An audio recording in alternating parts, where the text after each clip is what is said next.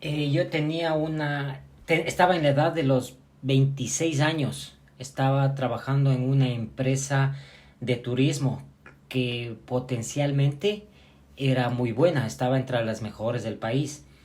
Ahí el tema es que en los empleados recibíamos parte de nuestro sueldo en sucres y parte en dólares, que pocas empresas lo pagábamos. Era una empresa realmente grande.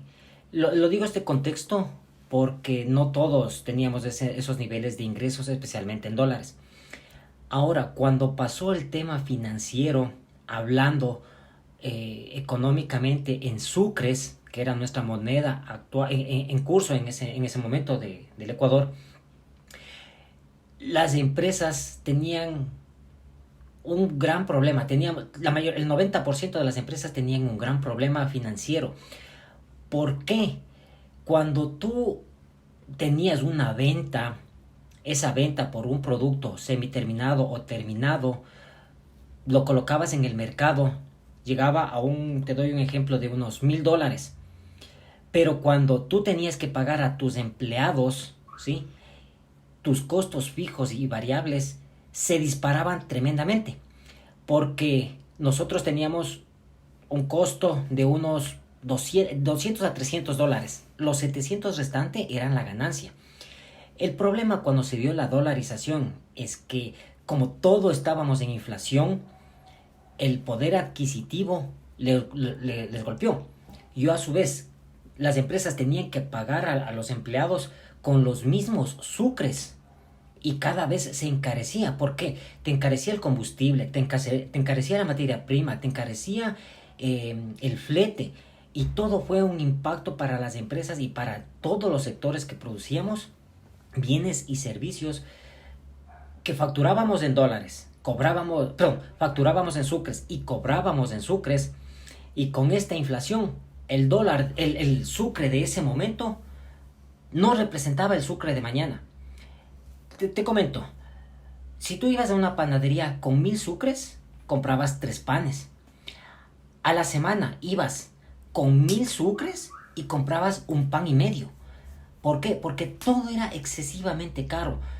Y, y cuando tú ibas al mercado, las cosas, los precios subían, pero increíblemente. La gente realmente los pobres se volvieron más pobres. Las pocas gentes que tenían dinero se volvieron más adineradas, como siempre pasa en estas situaciones. Y fue un impacto para las familias, porque, eh, como te digo, nos volvimos pobres, pobres, pobres, porque no podíamos recuperarnos financieramente. El país vivía endeudado, no había ventas por petróleo. Entonces, todo fue un colapso y fue impactante. Ahora viéndole desde el otro lado, como yo empecé a recibir un poco de sueldo en dólares, eso me ayudó a mí a poder cambiar un poco la mentalidad y entender cómo funcionaba el tema del dólar en el Ecuador. Porque mi sueldo recibía en dólares y gastaba en sucres. Entonces, el dólar siempre fue una moneda fuerte y eso ayudó a solventar. Pero eso es uno de los pocos casos en que realmente se pudo salir adelante. Pero el 90% de las empresas y de los hogares cayeron terriblemente. Sus deudas, otro tema era que si tú te endeudabas en una televisión, en un carro, en bienes que son pasajeros, que no son un bien como un activo fijo, que en el tiempo recupera su valor. Entonces, si tú comprabas una televisión ahora y te endeudabas en 500,000 sucres, al otro mes ya tenías que pagar la deuda y te pagaban tus mismos 500,000 sucres, pero tú tenías que pagar transporte, pagar alimentación, pagar arriendo, y esos 500,000 sucres no te alcanzaba para nada. Y el siguiente mes tú volvías a recibir tus 500,000 sucres porque las empresas no te podían subir el sueldo. Pero sin embargo, tú como consumidor tenías que ir al Supermaxi, al mercado, pagar el transporte, el taxi, y todo relativamente era más caro. Entonces fue un impacto grande para las personas y los negocios. Ahora, cuando ya pusimos la dolarización, la gente no entendió el concepto de dolarización. Por darte un ejemplo, yéndonos al mercado, ¿no es cierto? Todo mundo empezó a redondear las compras en $1, que eso era una mentira. ¿Por qué? Si tú comprabas, como compras ahora en $1, 25 mandarinas, todo mundo se redondeó a $1. Pero era mentira, porque si tú sacabas una relación entre el costo de lo que costaba traer esa mandarina, realmente costaba 50 centavos o tal vez menos. Pero sin embargo, mucha gente se acostumbró y empezó a decir todo en $1. Luego, con el pasar del tiempo, ya pudimos cambiar un poquito la mentalidad y empezar a comprar cosas de 25 centavos, de 30 centavos. Y ya rompimos esa creencia de que todo nos iba a costar $1.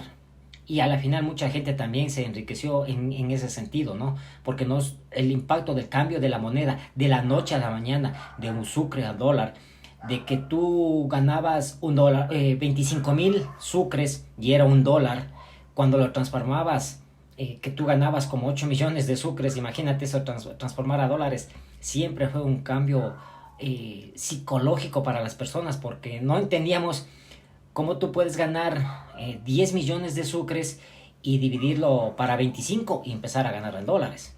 Entonces fue financieramente impactante para los negocios. ¿Sigue la otra pregunta? Y la segunda y última pregunta es, en su opinión, ¿qué diferencias y similitudes se encuentra entre la crisis del 99 y 2000 y la crisis actual por el COVID-19? Mira, yo le encuentro bastante similitud. El primero era porque los precios se encarecían, ¿sí? Pero de una u otra manera los negocios podían seguir vendiendo y la gente tenía que seguir consumiendo. En un restaurante, una fiesta, un consumo, cualquier evento, siempre hubo una compra y una venta. En el caso actual del COVID, te voy a poner un ejemplo. En la industria cementera, y como en todos, estos 2 meses que hubo la para de producción y cierre total de fronteras de producción, la maquinaria se estancó porque no podíamos producir y no podíamos transitar por las carreteras.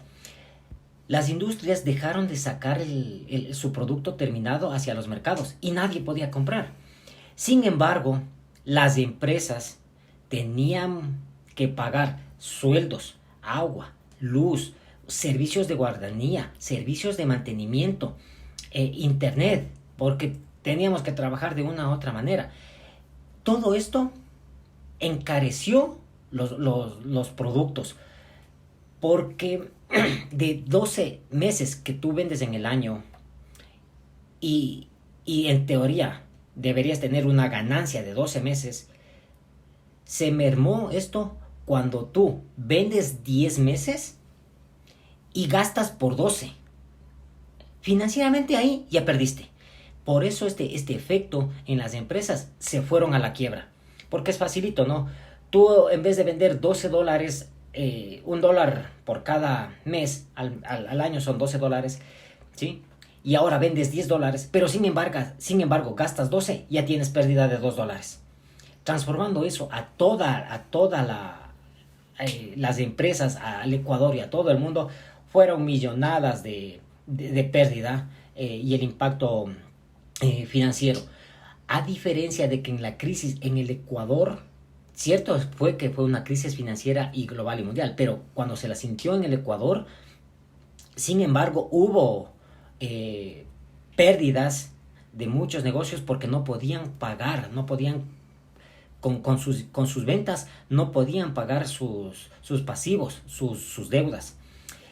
La diferencia que le veo ahora es que el COVID, como nos impactó por no sacar los productos a la venta y que nadie podía comprar, salvo las pocas empresas que lograron mantener su servicio, como son comunicaciones, restaurantes, que de una u otra manera lograron salir adelante, pero no todos salieron. Ahí vemos el caso de los negocios de comidas y bares que teníamos en la Foch, en la Amazonas. Muchos quebraron. ¿Por qué? Porque no tenían ventas para nada y no tuvieron ventas después de la pospandemia unos 4 o 5 meses por temas de restricción, de levantamiento que la gente se amontone por aforo. Entonces, lo que mata a las empresas, ya sea por crisis económica o por temas de COVID, es el costo fijo. El costo fijo son los sueldos, facilito, el gasto que se producen las maquinarias por su depreciación, por su uso. Todo ese costo por seguridad, mantenimiento, las empresas tienen que pagarlo. Así no haya venta, tienen que pagarlo.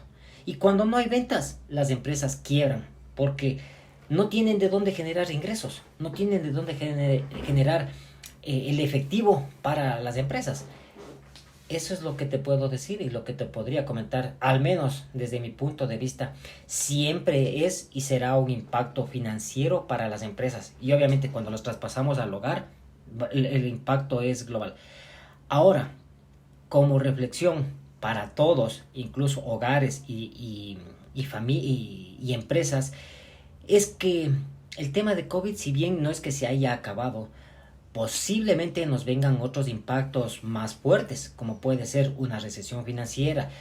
Dios no quiera nos cae una guerra o una guerra mundial, que ahí sí yo pienso que la economía de todos los países caerá, topará fondo y muy difícil que nos recuperemos.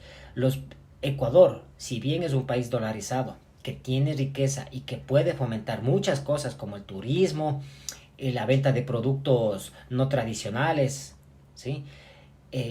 Si no generamos más fuentes de ingreso y no cambiamos la mentalidad, para ustedes jóvenes estudiantes, tienen que empezar a producir, a pensar mucho más que conseguir un trabajo en una empresa. Más bien deben empezar a cambiar la mentalidad para que sean generadores de recursos, ¿sí? Eso es todo lo que les puedo decir y muchas gracias.